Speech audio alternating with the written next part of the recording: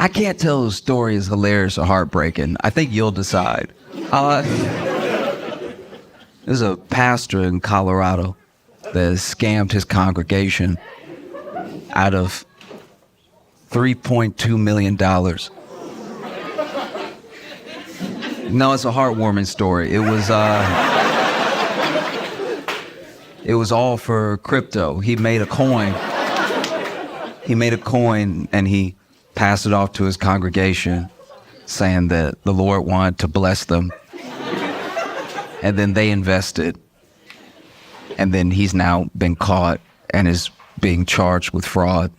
And he pocketed 1.3 million of the 3.2 million. And so he came out and he made a video, and in the apology video, he is very honest. He's like, listen, the Lord spoke to my wife and I and said to, make this coin and everything. And I even said to God, I like how he acts like God is a guy, just like, and that he's a guy that he can't get on the phone right now, but was talking wild a couple weeks ago. And so he's like, and then look, I was even asking God, because I'm not even omniscient like God is. I'm not over here like God. And I even asked God, I was like, where's the liquidity going to come from? And honestly, if your pastor ever says liquidity to you, that should be the first sign to run. Run as fast as you can, as far away as possible. And so he's like, I even asked God, where's the liquidity going to come from? And God said, trust me. And so then I immediately told you it would be fine. That's my bad. I want you to know, out of that 1.3 million that my wife and I pocketed, 500,000 went to the IRS, which is a meaningless detail, by the way. Like, yes, you paid your taxes, but that's just a weird thing that the pastor did to be like, hey, look, while we're being honest, I got fucked too, okay? IRS really get everybody, don't they? It's like, as much as we hate the IRS, you're not going to flip this around on them right now. And then he got caught, and he's like, yes, we did spend it on some trips and a home renovation that the Lord told us to do. And I'm starting to think that Lord is just some guy's last name to him. Just a Marcus Lord that does a lot of cocaine. It's like, I got a new coin. You should tell your peeps, you should get them in on it. Because I've read a good portion of the Bible. And I don't know. No, like, I'm not saying I'm smarter than everyone that was in the congregation. I'm expressly not saying that. Like, but it is a thing where it's like, if you read the Bible, what he's saying will be weird. You know what I mean? Like, if you read the Bible and you have a general understanding of it, when a guy comes to you and he's like, listen, the Lord about them gains, okay? I think it makes it easier for you to be like, oh, I think this guy is full of shit.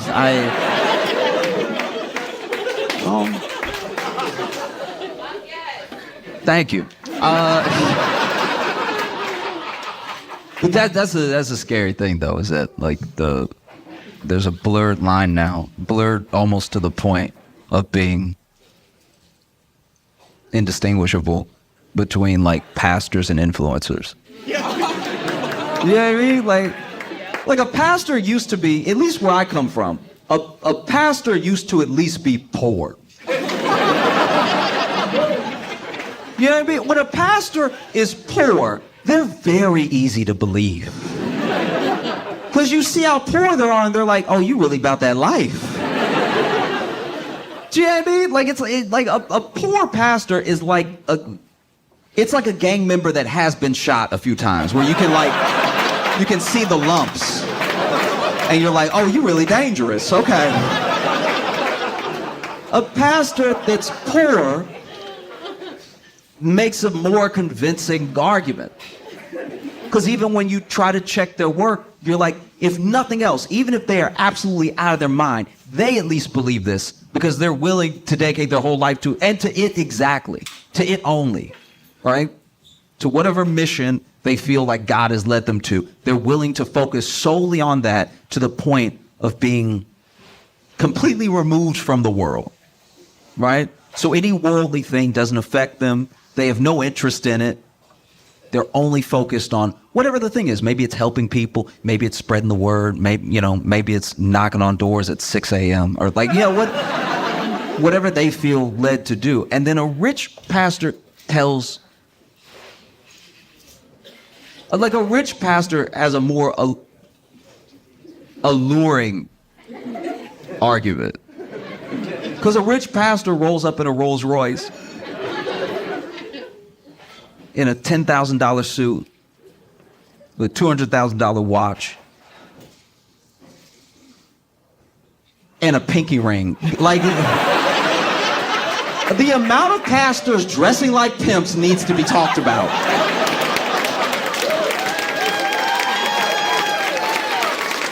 Do you know what I mean?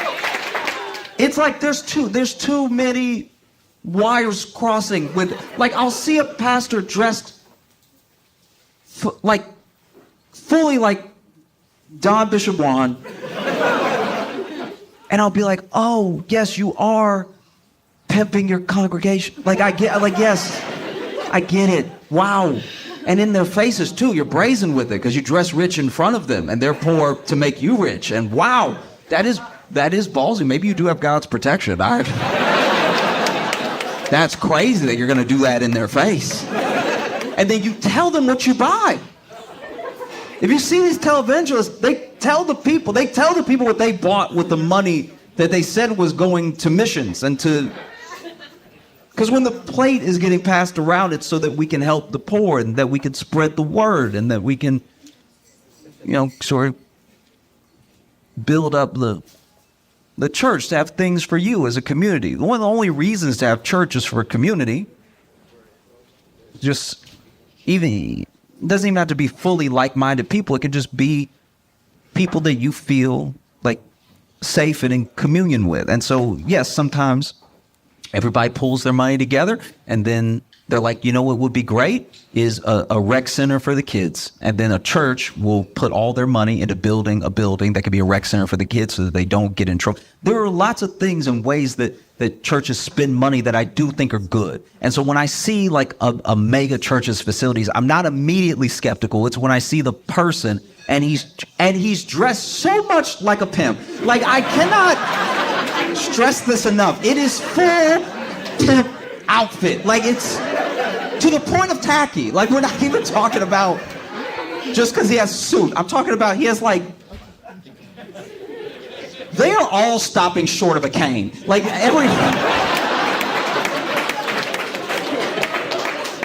they're millionaires in your face and they're telling you, I have all this stuff because, because God blessed me with this jet. I purchased this jet for the Lord so that I could fly from place to place quicker, spreading the message. And I would even believe that if we didn't have Zoom. If Zoom was not a thing, I would get a pastor being like, I have to get over there to spread the word as quickly as possible. They don't know. They have no idea. And it's not like we can send them a telegram or something. It's not like there's been iterations of communication for decades that would negate me buying a jet to fly it to, I'm not going to tell you where.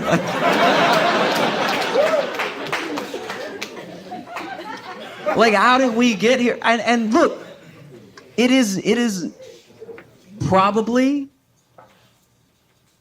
it's probably an easy thing to have happen. It is. It's probably, I think that I'm trying to be gracious for a second. I really am. I'm trying to extend an olive branch for a second and just, no, just hear me out. I do think that there's something that speaks to these pastors. But I think what has happened is that they have mistaken God for their intrusive thoughts. Do you know what I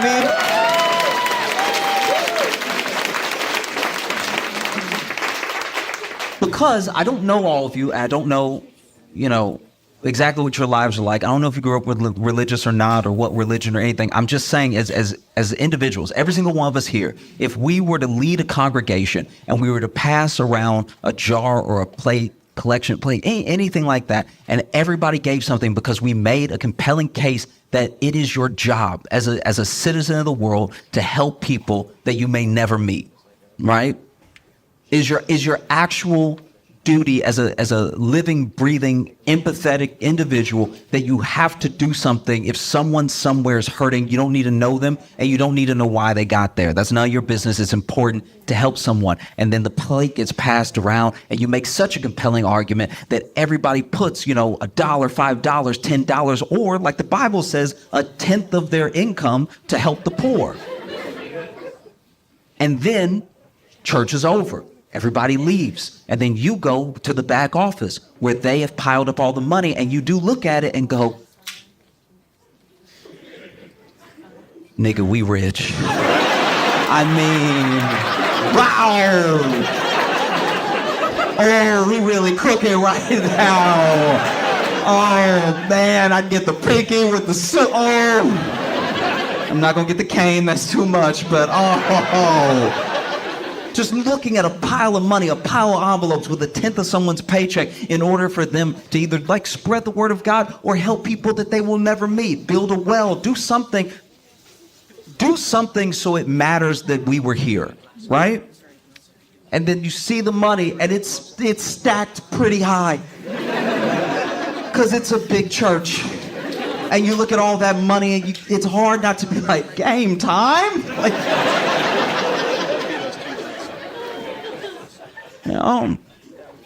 That's a tough thing. A friend said to me today, because I was telling him about the story, and he said to me that if churches did what they were supposed to do, we might not have much homelessness. You know what I mean? Like if churches were really about it, in a compelling way, in a way that was genuinely uncomfortable. In a way that was like, I'm gonna tell you a story, and you're gonna judge me, but it's fine. I was at a theater when I first moved to Chicago. And when I first moved to Chicago, I didn't have any money, right? And I especially did not have much to spare. But I was at a show, and I was at that show because it was free. So it was a free midnight show that I loved so much. I made sure to go there every Thursday night because I knew it was a free show. I could do something. I could meet other comics. I could, learn by watching them and everything, because everyone on the show was incredibly funny. It was actually a sketch show, ironically enough. And there was a person that came in, and she came in and she clearly had nothing, right? Her clothes were torn and everything. Her hair was a little messed up, and she had a little bit of a limp. And she was asking people for change. And you got to remember, this is like a kind of swanky place. Like it has a little bit of that underground grunge feel to it, but it's also like a nice place with a nice bar and everything. And so everybody was like, no, no, no, no. And everyone was varying degrees of like just ignoring, politely saying no, being aggressive, get out of here sort of thing. And then someone came and they asked her to leave, right?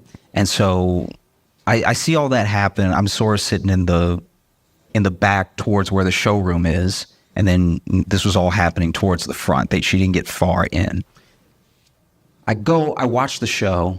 And I'll be honest, I didn't really think about her while I was watching the show. I was thinking about what an incredible show this was, how thankful I was that it was free and everything. And then the show lets out. And I guess because a couple hours had passed, she gave it another try. So she came in She was asking people for change. And once again, it was varying degrees of not looking at her, asking her to leave them alone and everything, politely saying no. And so then I had about like $3 in my pocket. And so I saw her the second time, and I felt so bad about how the first time went and that I didn't do anything, that I went ahead and I gave her the $3. And when I gave her the $3, she took it and she looked at me and she said, "Oh, thank you so much." And then she jumped and hugged me tight. And what should have been a sweet moment was mainly just me being like, "Oh my God, oh my God, oh my God, oh my God, oh my God, oh my God, oh my God, oh my God, oh my God, oh my God, oh, oh, oh, oh."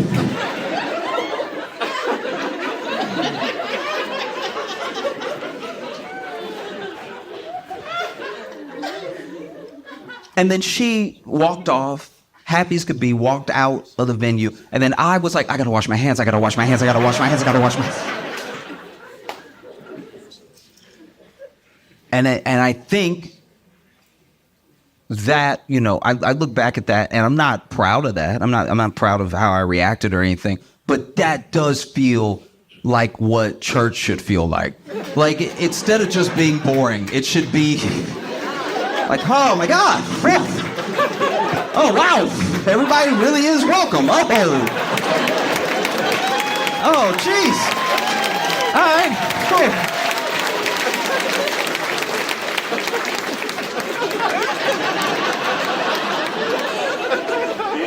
Josh Johnson, joined by my co-host, fellow stand comedian Logan Nielsen. Logan, how you doing, buddy? I am doing all right, man. How are you? I'm good. I think that like it becomes tough after a while to like try to empathize in every scenario. Like okay. Like I don't know. I really try to put myself in other people's shoes, and I really try to give people the benefit of the doubt all the time, right? Can I just say we've started a couple episodes with not only just this like tone, but you've started with this sentiment. So sounds like Josh is getting a little more judgmental, getting a little more over people. It's not even over people. It's literally just that I'm starting to get confused. Sometimes you genuinely cannot understand what someone was thinking before something happened. You know? Okay, yeah. And like I've stopped trying to pretend I would have done the same thing under the same circumstances. And maybe that's just an immature version of empathy where you're like, oh, maybe I would have done that if I were them or if I were in their situation, whatever. I don't know if it's an immature form of empathy. I think it's not true. So that's why I'm saying it might be immature. Basically, I was okay. So our hotel, I'm in Atlanta for the week, and our hotel it's near Chick-fil-A. God damn it. And today I didn't think that big of an opening was going to be a Chick-fil-A story, but go ahead. Well, just today I was walking, and we're near Olympic Park, and so I was walking across Olympic Park to get to the venue. And from so I was going a very roundabout way. I'm like really just trying to enjoy my day, so I'm taking my time getting there, right? Mm-hmm. And there was a guy that was leaving Chick-fil-A. Sure. And he had just too many drinks. Like at a certain amount of drinks, you need to come back for these drinks. Mm-hmm. Yeah. So, or bring a friend. Yeah, because bring one of the friends who is getting one of those drinks. Yeah, every cup holder except for the handheld cup holders that only have 2 has 4 spots. Mm-hmm. There's a 5th spot if you're creative enough and you plan ahead well enough. There is a 5th spot in the middle. Specifically the tray one with the little divots, because a lot of them do those carry ones now with the handles, and those don't have the 5th spot. So that's why I wanted to be Yeah, that's what I'm talking about. We're talking about the same thing. The if you're creative The with cardboard the tray, ones with the handle? no, the cardboard ones with no handle. No, that's have what I was the saying. fifth one. Yeah, That's what I was saying. Those had the fifth spot, but a lot of places have switched to those just kind of cardboard, like little carry ones with a handle. Those don't have the fifth spot. That's what I was just trying to clarify. So then basically, he had already enough for 10 drinks, right? Uh-huh. My man only has 2 hands. Sure. He had a third. I don't know how he expected. First of all, I don't know how he got out the door because I didn't see him walking out of the Chick-fil-A specifically. They were Chick-fil-A drinks and Chick-fil-A's right around the corner, right? Right. Yeah. But he's walking out and he has propped up with the other 2 trays a third tray with 5 drinks on it. Wait. So Okay. One hand hold on. has One 5 hand. drinks in one tray. Sure, on the tray. Yes. Another hand has 5 drinks in one tray.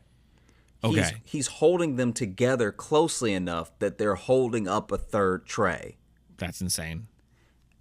And like you would expect, I don't know if it was the wind or gravity or whatever Or fear. completely rational element took him out. Yeah. But the middle tray falls and just splashes him with all the drinks. Yeah, But yeah. then, because of the weight of the third tray not being there between the 2, the counterbalance just was off. And so the other 2 trays fall out of his hands. He didn't save a single drink. You getting 15 drinks. You couldn't have one friend come with you. And like at 15 drinks, they clearly need to hire another intern. I mean, I don't know what this man's job was, but like... Either he's an intern or he has 14 friends who don't care about him. Because it was, first of all, the amount of liquid was too much. It looked like it rained on him from just the knees down. I'm sure even if you get like a medium at a place like that, they're pretty healthy sized cups. So now imagine if they're all larges, Yeah. shitloads of sweet tea on them. Socks were soaked. And it's not even the type of person you can help because he just stood in it for a second. Like you can see him just gathering himself. No, there's not a thing you can do except for walk up and just like put a hand on his shoulder and be like, hey, another day, buddy. Yeah. Tomorrow's a new day. Forget today. You're done. You've done all of today that you can do. Easily $65 worth of beverage before tax. Yeah. Yeah, I mean, And you can't just go back in and be like, I dropped it. Can you do that again? can you do all of that again? And you I do all don't. that again for I me? I don't know this person at all. I don't know what their situation or their life is like. But it seemed like the way that they just stopped. It did not seem like. First of all, the color on their pants suggested it was not all 15 lemonades. Like Right, these yeah. seem like very as specific as you can get at Chick-fil-A drinks.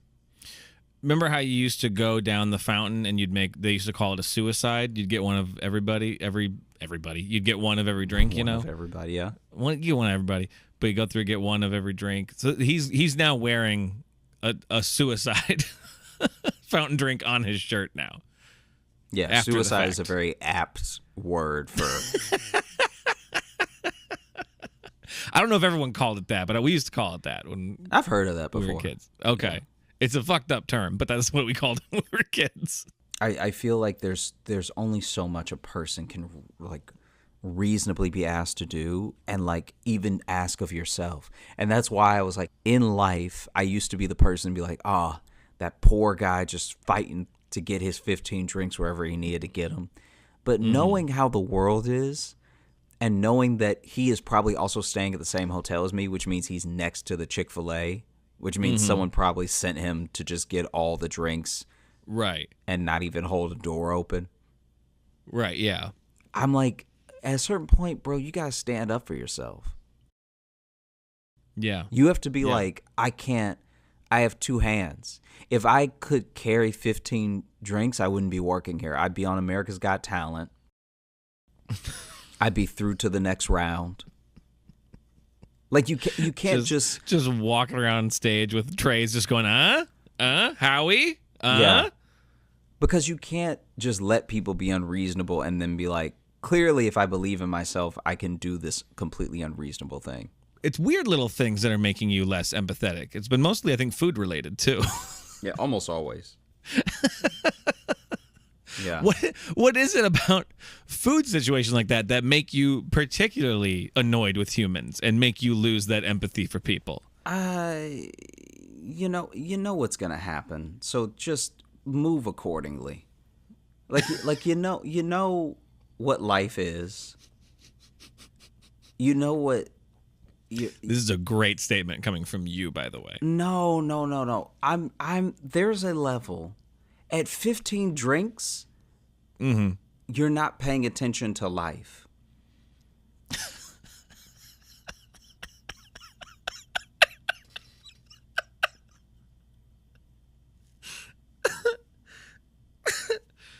I just love the profoundness of this. No, but this beverage run, the profound effect this beverage run had on you. But at 15 drinks, because here's the thing, you cannot let yourself.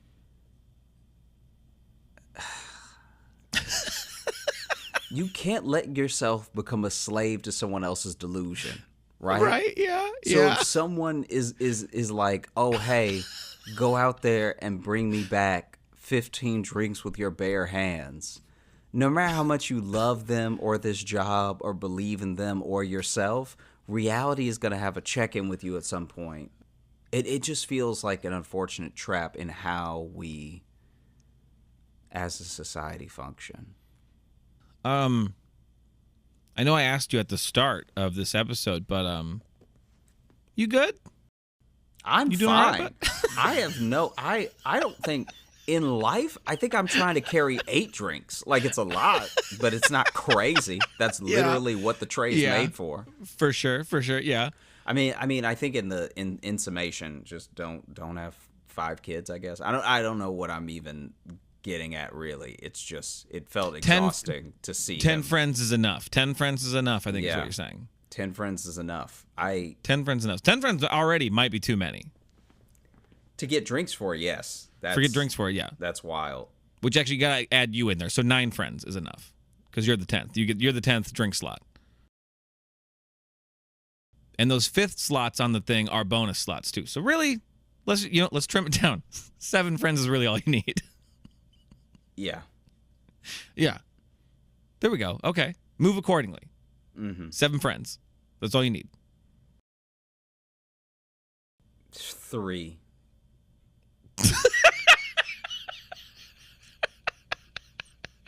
Yeah, I mean, one tray. One tray. Yeah. I think have less friends. Have less friends, be less sticky. Well, it wasn't until I finished saying it that I didn't like it. How are you? I'm doing okay. I'm all right. I want to tell you about something that happened to me the other night. Didn't really happen to me, but it was something I had to deal with for a second. I think I've talked before how I'm a substitute teacher, but I run a theater department. So I work with high school kids directing a play right now.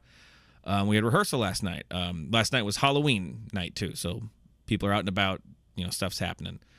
But I'm having rehearsal with my kids, and then as we're finishing up, suddenly a bunch of my kids, their phones start blowing up from their parents, and all the messages say are like, "Don't leave school alone, leave in groups." Like, that's all we're getting. So alarming messages, to just like vague alarming messages, very horror movie messages from parents. And then we get like finally someone's like, "Oh, they're looking for a guy who's out in town." Like the police are looking for a guy. Keep in mind, very, very small town, right? So my kids are all freaking out now, and they're like, "When we all leave, can you come with us? Can you check our cars, like look in trunks and back seats?" I'm like, "Absolutely, we'll do that." I'm like, "Go get your stuff. Everyone go get their stuff out of their lockers." I go outside, and there's like trucks driving around. People are just out and about looking, I think, for this guy too, or trying to check on stuff. And there's a parent pulling a van through the parking lot. And they're like, "Oh, are you guys wrapping up?" I'm like, "Yeah, I'm about to lead them out. We're going to check cars." She goes, "Cool." And I was like, "What's going on?" They go, "Oh, he has a gun." And I go, "Oh, shit." And then I go back into the school, and then it's just me in the school. There's no other staff. And keep in mind, I am not a full-time teacher. So really, I shouldn't be in charge of most things. So I go inside. The only other adult there is the night janitor, and I ask her, and I just tell her, I'm like, oh, hey, by the way, I guess they're looking for a guy, who has a gun. And she goes, oh, well, then we have a couple doors in this school that are open till 9 p.m. We need to lock down the school, you and me, and like follow full like active shooter lockdown protocol, a janitor and a substitute teacher. I mean, what a buddy cop comedy. Right? What an adventure that would be. Yeah. Luckily, before we had to really go nuts, because I was about to go like lock the kids in the library, and then we were going to go like door to door locking them, we got confirmation they caught the guy. Guy was on the run. He was wanted for stuff in Missouri, I guess. But luckily but there was just a quick moment of me being like, oh shit, I need to suddenly be a teacher. I need to suddenly be an administrator and protect these kids. I mean, honestly, if you were on the run, small town is not the move. Like I can't even believe obviously if you're on the run, you're running, so you're not getting to be choosy about where you're running through. Yeah. But hey, the place where everybody knows everybody is not the place you want to walk. Imagine walking into Cheers and being Ted Bundy. Ted! It's like, guys, there are regulars here. Yeah, you gotta go. I mean, where only some know your name. No, but you gotta. It's like a mid-tier town, right? Mm-hmm. If you gotta leave, you gotta flee a city. Major cities have big, police task force and stuff like that. Small town like mine, everyone knows everybody, so we know when there's someone new in town that no one knows, right? Mm-hmm. You got to go slightly bigger. You got to go a mid-tier town where everyone kind of knows each other, but not well. You know what I mean? Or like at least enough people that people look like people. Like if you saw someone in passing and they look enough like somebody else that you just let them go. That would also be a good place to be. But just a small town with like, one high school. Because there's one high school, right? Yeah. Yeah. With one high school, it's like that you're getting caught, bro. You're done. Yeah. What you're saying is you need a high enough likelihood of there being a doppelganger. Yes, exactly. You want to maybe look like a guy maybe you've seen in passing. Yeah. Okay. I feel like when you are, I've never been on the run. I imagine you make a lot of snap decisions, which is probably why people get caught. But like, I don't know. As soon as you told me he was on the run, in my head, in this story, I was like, they're catching this dude. This is like, there's not that many people here. Yeah. No. Even if you put on a fake mustache, we still don't know your head. Yeah, this isn't like back in the day where you just wander into Old Town and just say like, "Oh, I'm this guy. I'm Jerry here." Any work? That time doesn't exist anymore. Not only does it not exist anymore, even the small town will have the internet. So even the small town is like, wait, let me just put your face next up to this wanted poster on my phone. Mm-hmm. Yeah. Yeah. Speaking of your phone, what are you just gonna look down at that the whole time? You keep in mind we are videoing us. Yeah, I'm trying to find something that Okay. I was trying to find something that related to your on the run thing. Oh, on the run thing. Yeah. Okay. Damn. Okay. I can't find it, but basically it was it sucks. Yeah. I did all that looking for nothing.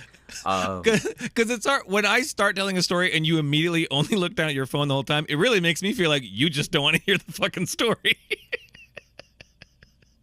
No, I'm always excited when you tell a story. I'm always like, oh man, I want to like have a thing for when you're done, and then I. Well, that sounds more like you're excited for me to be done.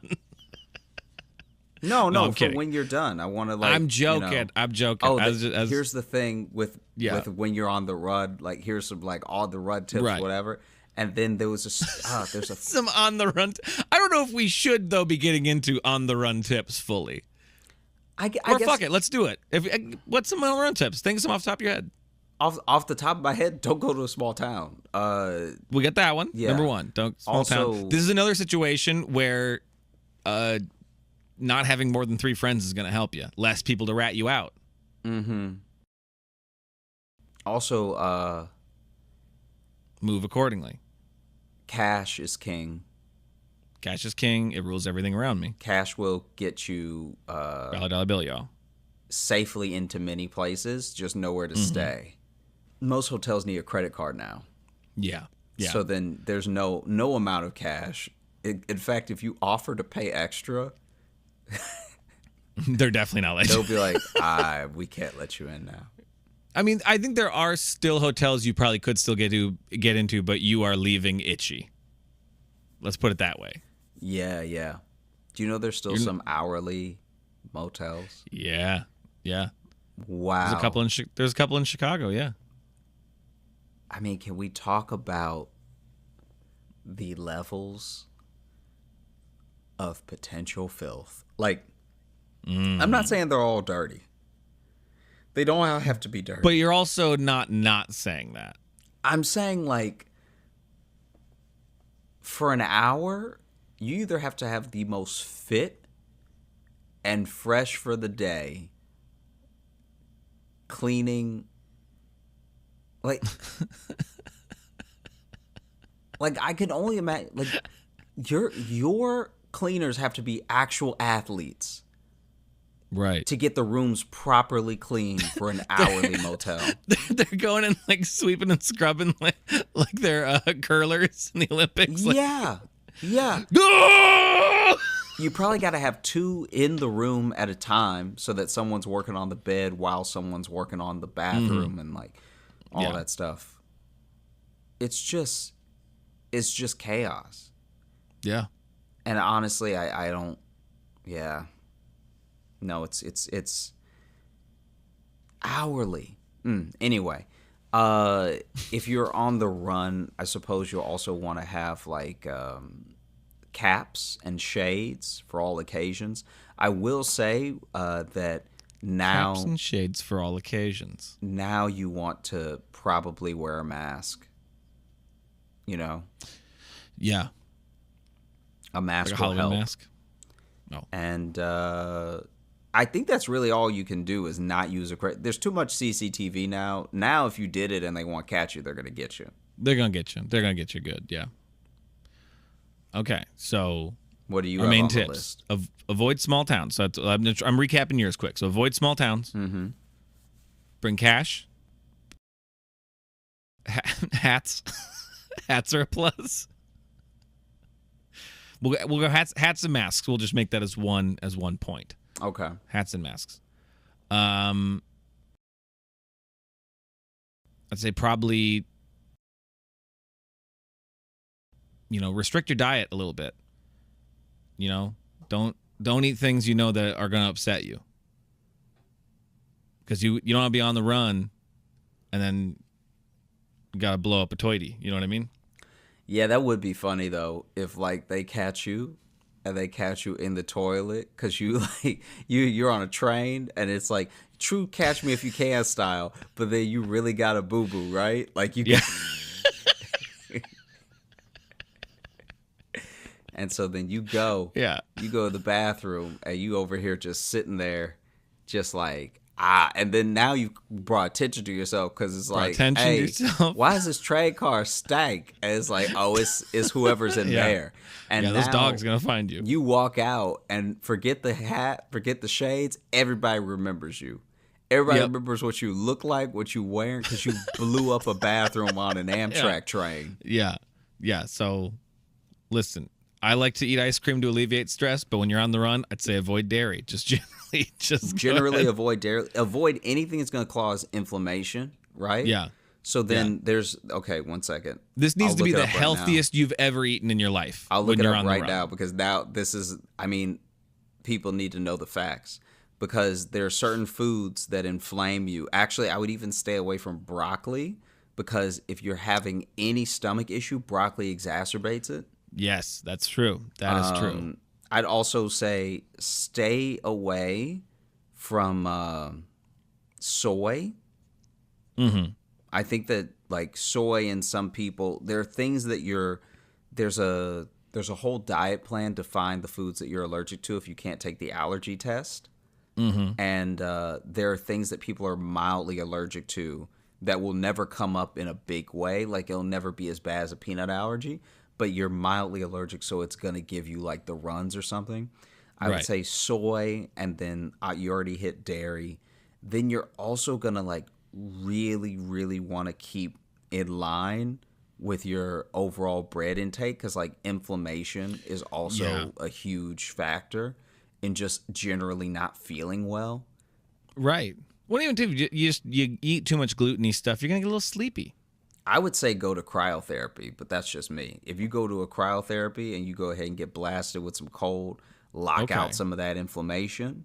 Yeah. Right? So if you're in a town that has a cryotherapy lab, clinic, I guess cryotherapy clinic, storefront, I mean, is really just a tank. Storefront. Okay.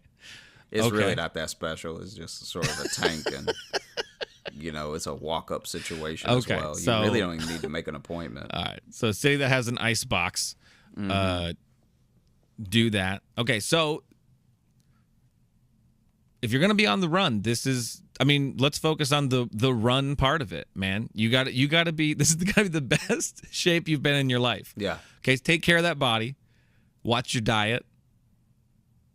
Honestly, going on the run might be the best thing that's ever happened to you. Honestly, going on a run might be tantamount to going on a marathon run. Like, I feel like a marathon shape, because you're going to need to run at a given moment. So you're going to need to stay limber. You're going to need to stay toned. A lot of people think that muscle tone is physique. Muscle tone is actually... The definition of muscle tone is actually how quickly your muscles can spring into action. Right. We've made it an aesthetic thing of like, oh, you're so toned is and you look cut. Right. But it has nothing to do with that. And you're going to want to stay toned. You're going to want to stay hydrated, but not so hydrated that you keep running to the bathroom. You don't want to keep going to the bathroom. This is honestly the what do you want to call it? How do I describe this? This is honestly the fine line of hydration between being dehydrated and being so hydrated that you're... This is... Sure.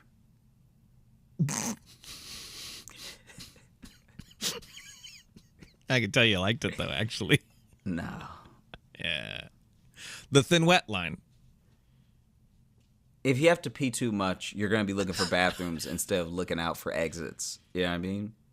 Oh. You're also going to be going I like the way you worded places. that. You're going to be going in places. What's in places? People and cameras, usually. Yeah. So now it's like, okay, we're looking for a suspect on the run, 5'10", white male, shades, hat. Always saying, gotta go, gotta go, gotta go. Gotta go, gotta go, gotta go. Usually enters establishment saying, get out of the way, as he heads towards the lavatory. Move. Yeah. Tends to stay in these bathrooms for anywhere from 30 to 40 minutes. Yeah. Terrible diet. Clearly in there for too long. Imagine, starts as one thing, becomes another thing. Imagine if they truly catch you off of bathrooms. Like you're not using credit cards. You're just getting caught on CCTV. Is literally like a whole Law and Order episode of like, yeah, I saw him. And it's like, it's also a guy holding it. He's like holding, because he needs to go to the bathroom so bad. And he's holding it. And he's like, the detectives are standing in front of the bathroom. And he's like, please. And it's like, hey, someone was murdered. So maybe if you could help us try to find who did it. Because the cops love doing that on every cop show. They remind you the stakes for the other people, for the victims. Mm-hmm. And then it's supposed to shame you into talking to them in that moment. Right. But imagine you really got to go to the bathroom. And he was just here. And you don't know where he went, but you know he was just here. And the cops are interviewing you. And you're like, can I please go to the bathroom? Yeah. And it's like, listen, someone lost their life. And you could help us before it happens again. Yeah. Okay? No one lost their life here. It was somewhere else. But the guy we're looking for is just fucking up so many bathrooms. All right. Everywhere we go. Skid marks everywhere. We call him the skid marks killer. He literally is just using the bathrooms of the people that he's killed. It's his calling card. Yeah. Yeah. Well, just to see like them chasing that fugitive and having the scene where the detective puts it together, where he remembers how every gas station they've gone to that he's been spotted at, the bathroom has been taped off. Yeah. And he puts it together. Wait a minute. He lights a match every time.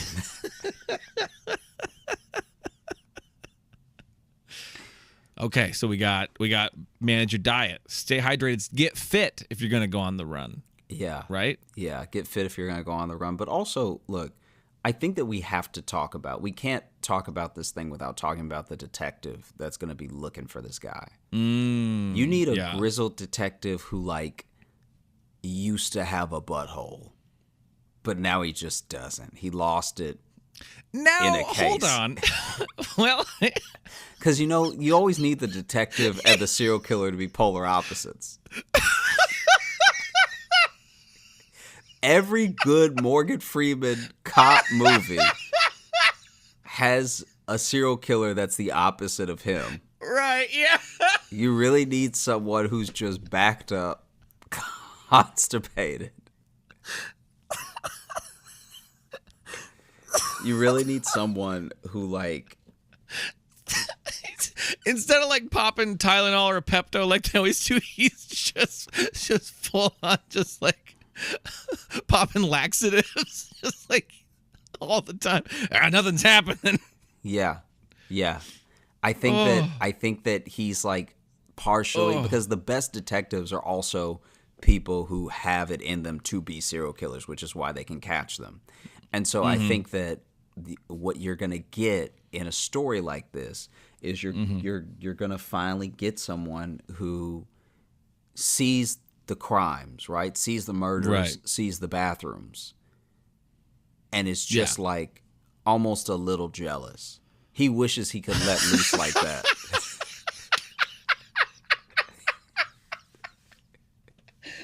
He wishes that in his life, in his life he had the level of, like, he's too restrained, you know? He has too much control, and he wishes he could be as crazy as this guy is.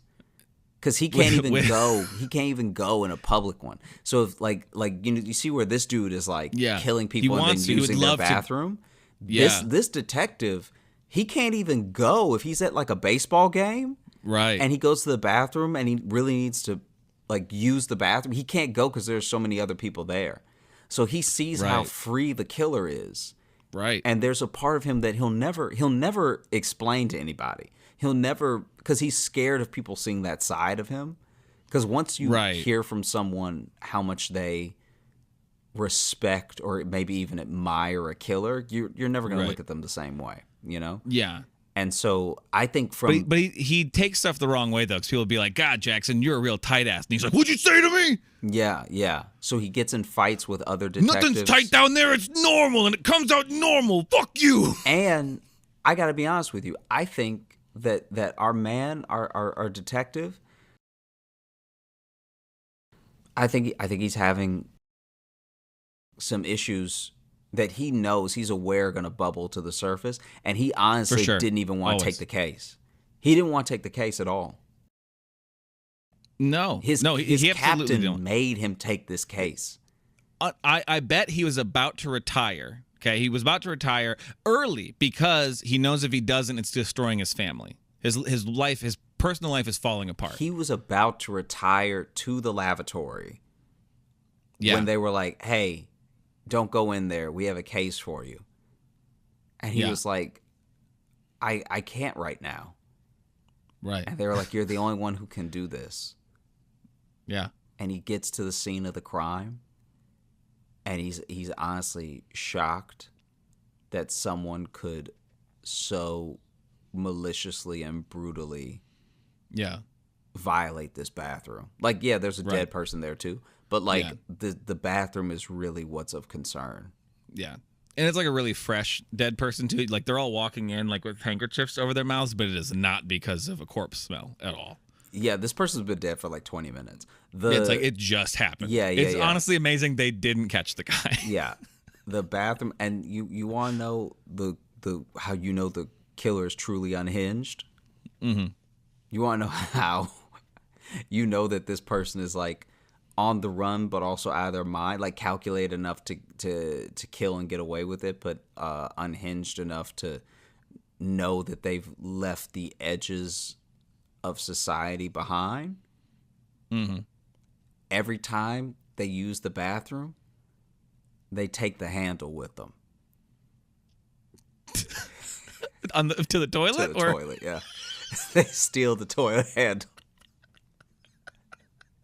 so that nobody will ever be able to like use it again. I mean, you could use it again, but now you gotta, because no one really sell toilet handles like that. So do you have to replace the whole upper deck, or like that's how you know this person's a terrorist? Because like, who thinks like that? You know what I mean? Like, that's so chaotic to take the handle, because now you can't even. It's not even a toilet anymore. Now it's just a bowl of water.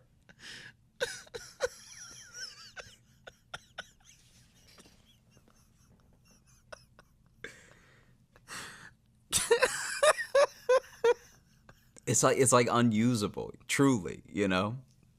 Right. Okay. So to recap, avoid small towns. Uh-huh. Hats are a plus. Yeah. Cash is king. Mm-hmm. Watch your diet. Eat healthy, right? Also, he took the toilet handle because his fingerprints were on it. So he couldn't leave a trace. It's the only thing he touches with his bare hands. I mean, he had left all types of DNA in there, but like... He don't want to leave the handle because that's fingerprints. That's too easy. They're going to get him quick. Right. Make sure you're in shape. And make sure you find your opposite. You find your opposite detective. No, you don't want to find your opposite. You don't want that. Yeah, okay. yeah. You actually find a detective that's also pooping the way you are. Yeah. You need to find a detective with like some serious bowel issues, because then he's gonna be too busy to catch you. This guy that I'm describing is a grizzled vet that is like has nothing but time to focus, because his internal issues, and when I say internal issues, I mean his guts. They're so riddled with guilt over like unsolved cases and bad cheese that he's like, I have nothing to focus on but this case, and that's how you get caught. You remember in Die Hard when the one cop's just like, I shot a kid, and he like says that, but instead this detective's like, I shit my pants. Yeah, and then what happened out there? Why are you right at the desk now? I shit my pants. And then everyone else is like, okay, you got a wild side. All right, everybody does. And he's like, no, I'm scared if I come into contact with this dude, I'll lose control. And it's like, all right, well, that's going to be a bridge that we come to when we cross it. Like, we can't not chase him down now because you're scared of what will happen. We have to be diligent. We can't be fearful, And so that's just where I'm coming from. Like, I think that this guy's like probably at least like 3 murders deep by the time we really get to know our hero detective. Because you know how like in a lot of these cop movies that with a versus the serial killer thing, what they will end up doing is they will be spending all this time. The first murder is how the movie starts. Then the second murder is like when the person's thinking about not taking it, right? Like half in, half out. And then there's a murder that happens. Now it's like, ooh, is that one on me because I didn't take it seriously enough initially? Then it's usually that second murder is what makes it realize like, oh, this isn't a random thing. This is a serial killer thing. Oh, these are connected. That's usually what that one is. And the third one is the taunt. The third one is the like, yeah. hey, you can't catch me. And they left their calling card, which is no toilet handle, right? Mm-hmm. And the person's like maybe even still alive. Like they have, like now this was really just a break in and entering. Like they probably knocked the person over the head, but didn't kill them, you know? So now you don't even know what you're really trying to solve. It's like there's 2.5 murders. And then there's a bunch of wrecked bathrooms, like more wrecked bathrooms than murders now. Yeah, it starts becoming clear that the bathrooms are the goal and the murders are incidental. He's just trying to get to these bathrooms. Yeah, he probably would, and I bet you, when you dive in, because all the other movies also do this thing where if they do give you a glimpse into the killer, it's usually into like what led them to kill, unless it's exposition, and it'll probably do a flashback then to him like as like a teenager pushing someone out of the way to get to the bathroom. Yeah. And then they fell and they hit their head and they died. And that gave him a thrill though too. Yeah. He likes the the run to the bathroom. Because now he's really got to get out of here. Yeah.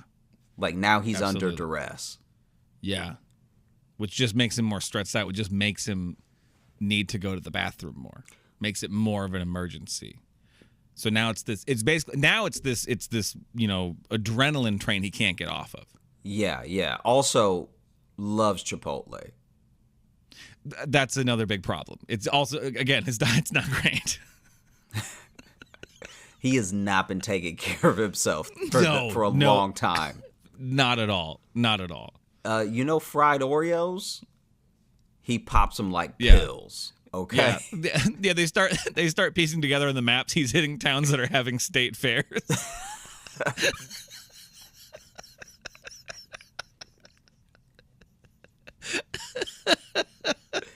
He's like eating the fried corn on the cob at the carnival, and then the other, like, the cop is standing at the entrance to the carnival. He's like, looks like you're out of your jurisdiction. Bites.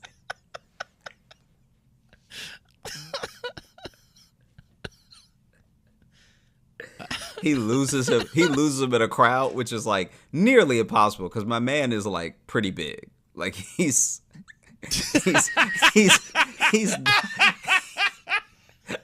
pretty hard to miss. But he loses him in a crowd. He's breathing real heavy. He's breaking like half the rules of being on the run. And then yeah, exactly. We're not talking about this guy. This guy is not. We hope the detective gets him. And then you see a guy that's been knocked over Family Guy style outside of a porta potty. And that's when the detective's like, oh no, we're too late. I like that we have that shorthand of Family Guy style. The bent knee. Yeah. The back. Yeah, I know exactly what you mean. And the arm by the back. Family Guy style. No one even bothers to check that dude's pulse. They just know. Also, by the way, the porta potty leaning like the Tower of Pisa. All right.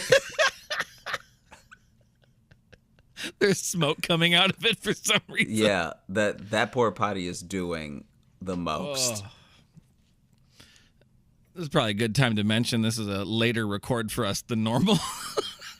Yeah, it is midnight. It's past midnight where I am right now. Which isn't that late normally, but we usually go a little earlier. Can I pitch you a title for this episode? I know we don't usually do that. Yeah, I just want to pitch you a title for this episode. Yeah. Can we call it Move Accordingly, parentheses, the worst episode we've ever done? I don't know if this is the worst episode we've ever done. I don't think it is. I think it feels the worst. I feel like honestly, if I can be completely 100 with you, I actually feel like we're getting back to our roots because we haven't talked about any sort of bowel movement in like maybe 40 episodes. Well, that's definitely not true. It can't be that long. It's been a while. I definitely haven't had a story in a while. I don't know if you have. But anyway, I don't know if I have either. I think getting back to our roots. Yeah, I think that honestly, Getting back to our toots. Come on. I like that one. I think that a good title would be Porta Potty, a true crime story. No. I don't. It's gonna be so deep for any payoff. No. Here's the thing. In the second act of this film, right? We've already had a face-off at the carnival, right? So Yeah. in the second act, now we haven't. This got so out of hand. We haven't heard our hero detective speak. I feel like he sounds a little bit like this is the type of man that. Oh, you got a little Morgan Freeman. No, not quite a Morgan Freeman. This is like a drawl. Everywhere we go, Yeah. we just find poopy, more and more poopy. I think that he's gonna be a little bit flowery in the language. You know what I mean? Like, Okay. no matter how far he got, we were always on his scent.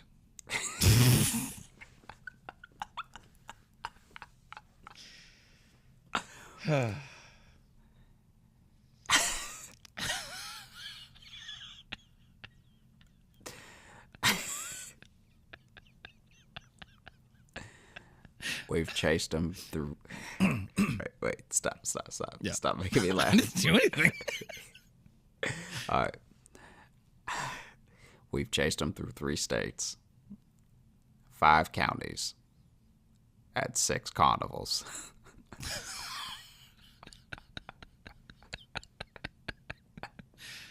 Something about this stinks to high heaven. It was the Louisiana Parking Carnival where he did the most damage.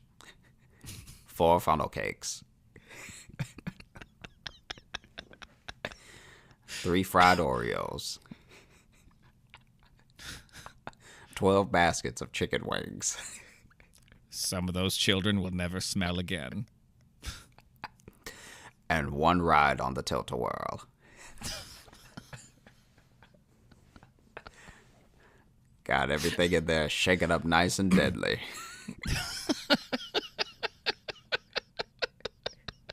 Like a big stinky bomb. It was the Illinois State Fair where things came to a head. It's where we finally cornered the skid mark killer. Just outside of Chicago.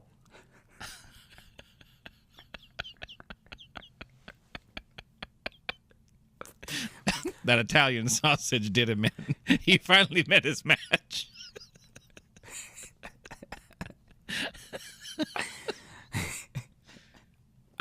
We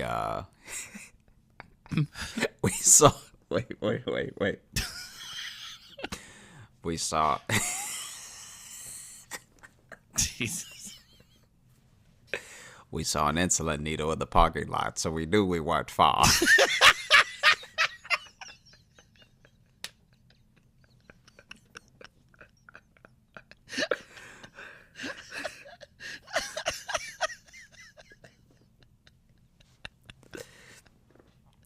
This man was trying to elude us and busted right out of his fly. The whole zipper was left next to a Honda Civic. So now you got this man like trying to hold his pants up, running through the Illinois State Farm, and like really like barreling past people, like really clotheslining people on the way, just leaving a trail of dead. All right. So the full twist is this is just a scared, clumsy man. He did not mean to kill anyone. This is just a very clumsy man. That's a great argument for the needs to defense, poop. but he was taking some people out. Like, Oh no, I'm saying he's still going away because with that many numbers, even if it's involuntary manslaughter, you're going away for a while. I'm just saying that's the final twist when our detective finally has him cornered. I don't. I think on a cruise ship or something. Well, this is the thing. I think he manages beyond all hope to make it out of the Illinois State Fair, right? Right, Then yeah. he ends up going to Walmart. he's got him cornered in a Walmart bathroom. he's got him cornered at Walmart bathroom, people running out. Stampeding out of this bathroom, right? Yeah. And then he walks in, he kicks open the stall door, right? Mm-hmm. And in that moment, he's got him dead to rights, gun pointed, everything. And then he's like, I can't stand this. And then he has to stand outside until the guy's done. Like, he's like, this is so bad. Yeah. Oof. And then after they arrest him and they put him in the cop car and they're driving back to the station, all you hear the guy muttering is, I had to go. I had to go. I had to go. And then you hear the detective, me too, son. Me too. And then after he's put away in jail, the detective finally gets to go home. He lays his badge on the chief's desk. He goes, I'm done. And he goes home. And then he goes into his house. Take some Metamucil.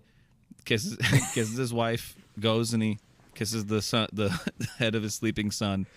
And he goes down the hall into the bathroom. The door closes. And then we just hear the worst noise. It's like a buzzsaw almost. It's genuinely so bad that he does end up taking a shower after, and he takes one of the cop showers. You know those cop showers where they like slap the wall?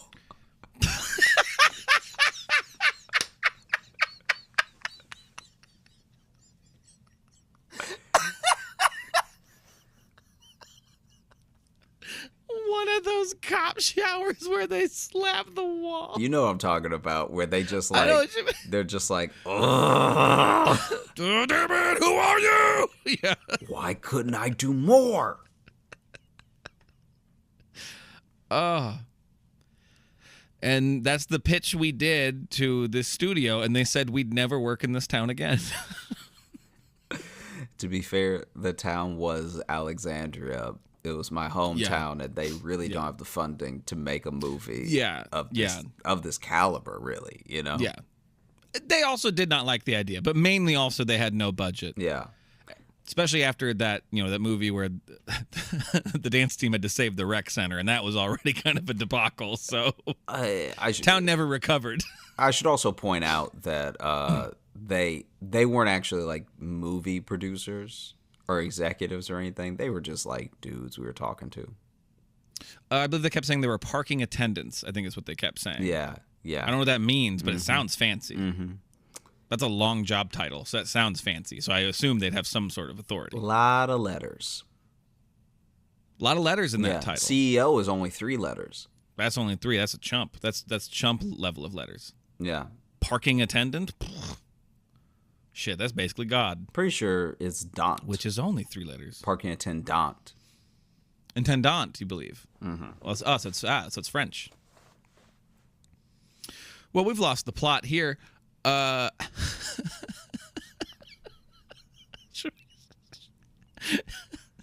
Should we open the mailbag, or are we too shameful? We don't want to bring our listeners into this. No, we can open the mailbag. I genuinely don't think this is the worst episode we've ever done. I'm kidding. I'm doing a bit. Come on now. Okay. Do it a bit. We just did 30 minutes on poop. Come on. It wasn't on poop, all right? You realize that, right? Poop as a plot device. Not even that. Are you not aware of what we made? The art that we put together? Are you seriously going to tell me that you don't think what we just did was on par with Along Came a Spider? Well, I think on par with that, yeah. Like, all right. I mean, this is how. Listen. No. You know no, me. That's fine. No. I'm not shooting down this. I have to be hard on my ideas to make them better, and to push for them to be the best they can be. Because I'm also not just handing this idea over to just some hired gun director who's gonna come, some Brett Ratner motherfucker who's gonna come in with no heart, no eye, no style of his own. Look, I think that sometimes when you're hard on yourself and it's something that you did with me, it feels like you're being hard with me, and then feel great. Like it feels like you're not proud of what we made, and that sucks. Gotta be honest with you. Doesn't feel good. Like someone looking at their phone when you're trying to tell a story. I really was good. trying to find this. All right. This one here, I actually want to start with an Instagram message because this also will lead into an email. But speaking of, names of villains, like our skid marks killer, last time we talked about you if you'd become some sort of ice-based supervillain. Mm-hmm. We got a message from Christina on Instagram and said, is it too late to trademark or suggest Josh's villain name be the Punisher? But I feel like that would be my name as your nemesis. Yeah. Right? Yeah. I'd be the one you're trying to take down with your ice powers. Yeah, it's like how Joker always has like a Batman name for Batman and Robin. Right, like yeah. Batsy and Boy Blunder. Like, yeah. And I believe, I think we said that the name you settled on was Man with Ice Powers Who Hates Puns, right? So I think it's perfect then that I'm the pun-based super villain or superhero. Listen, I don't think there's no heroes in this. This is just two guys I'm with absolutely superpowers. fine with there being no heroes. Two guys with superpowers who are just making a fucking problem for the city. There's another movie. No one's done that one yet. Mm-hmm. No one's good, no one's bad. It's these two guys just hate each other, and it's inconvenient for the entirety of this metropolitan city. Mm-hmm. Cool. This one here... This is from Corey. This is an email, and the title of this one is Josh Supervillain Name. Kind of on the same theme here. Hey, guys, loved the show. I thought of the perfect name, perfect supervillain name for Josh. The Pun Ice Sure. I await my icy death at Josh's hands. Oh, I think I may have pulled a muscle because that one was a reach. Because Pun Icer is already works, but I like that he made it Pun Ice Sure. Mm-hmm. Still put the SH in there to really make it a cumbersome pun. It's pumbersome. Okay. Wow. All right. I'm gonna. All right. I want to do something that we rarely do, and I'll take full responsibility for keeping up with this. Okay. And I don't know what's gonna happen right now. By the way, to be honest with the audience, I have no idea what you're about to propose. I'm gonna take full responsibility, and I will admit that I don't know how we will keep up, but I feel like this is something where if any listener is inclined to write in, sure, and use the subject title so we know. We have to know, or else it'll get lost. Use the subject title, Porta Potty Sequel. I want to hear from you, the listener, what you think happens next in this trilogy. All right?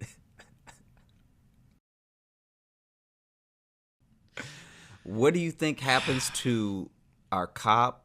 Does our villain escape prison? You know? Is there a copycat? Is there a copycat? Or copy crap? Is this person's son going to take up the mantle of the bad guts that lead to the unchecked crime and chaos that terrorizes America? Who is the next set of warm cheeks to sit on this throne? Mm-hmm. So, I want to hear from you what you think happens next, because I personally had a great time doing this.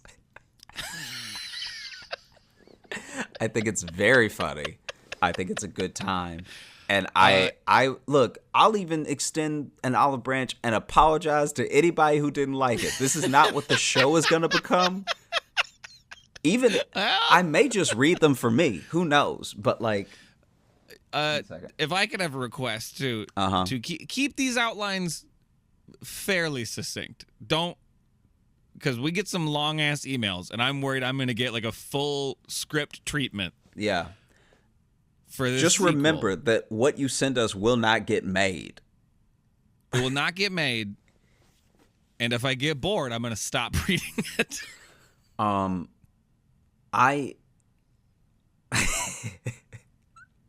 I really like needed this.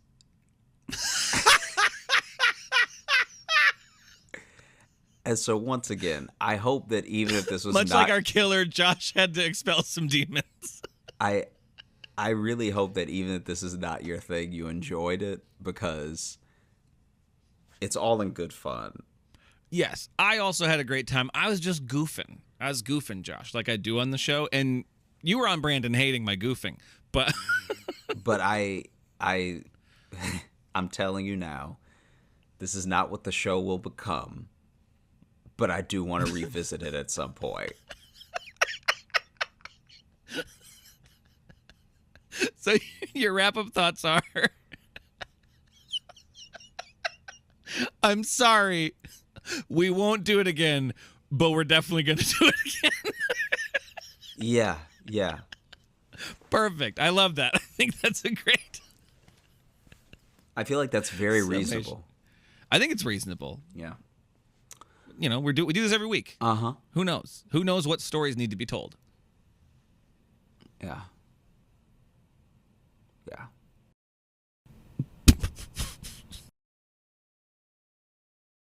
Thanks so much for listening to the Josh Johnson Show. We had a great time recording. I hope you had a great time listening. If you are looking to catch up with us on any of the socials, you can find me at Josh Johnson Comedy on Instagram, TikTok, and YouTube, where we're going to be posting clips of the show. You can also hit me up at Josh Johnson and at Josh J Comedy if you're still using Facebook. And if you are looking for Logan... Sorry, I broke. I don't know what happened.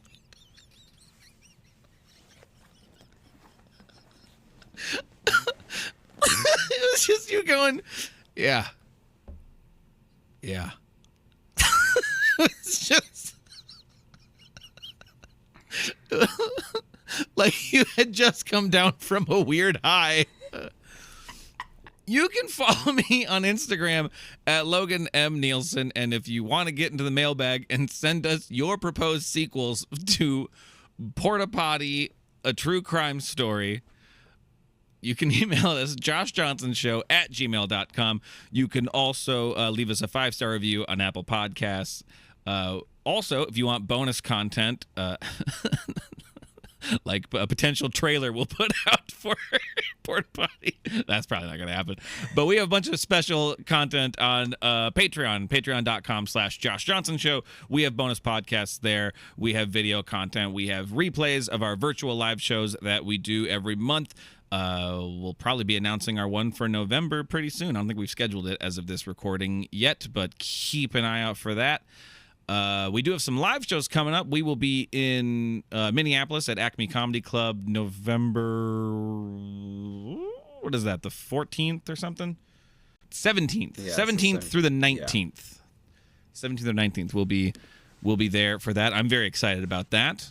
I'm going to speak for Josh and say he is too. He's giddy with joy. Super excited. I am. I am. Yeah, I know. We had a Me great too. time last time. And I didn't even perform when I came up. I just came up and see you. Yeah. So this will be fun. We get to spend the weekend performing up there. And I'm excited because I don't have to fly anywhere for that one. I get to just drive up. That's only a couple hours away. Wait, you didn't do the show last time? No, I just came up to see you, remember? Oh, okay. No, I just remember we recorded at the hotel. That's where we did the what episode it about was. you going to the mall. But Yep. so I came up for the day. Mm-hmm. That's what But it no, was. so so we get to work there for 3 nights. I believe 5 shows total, I believe. Right? Isn't Yep. it? Dope. It's going to be a good time. I'm very excited for that. Well, hit us up with your sequels. If I will say this is a thing that I think is maybe worth it, and I will read them. All right? So you don't No, you won't. No. I will read them. I'll make time to read them, right? Okay. If it is wild enough, I think we should do it. Like a little What do you mean, little do it? snippet of it on the show. if it's good enough, if it's like funny enough, we should just take a little time to be like, do it. When you say do it, you mean read the email, or do you mean Like do like a reading? Do like a reading of it. So now at this point, now we're asking for scripts now. Not a full script. No. It's Okay. just when you read it, I think that it's different to just read what someone wrote, like might happen, and then to perform it. Sure. Okay. Yeah. And it's going to be poop based. My request would be please put in as many puns as you possibly can, especially if Josh is reading them. Okay, thanks for listening, everybody. All right.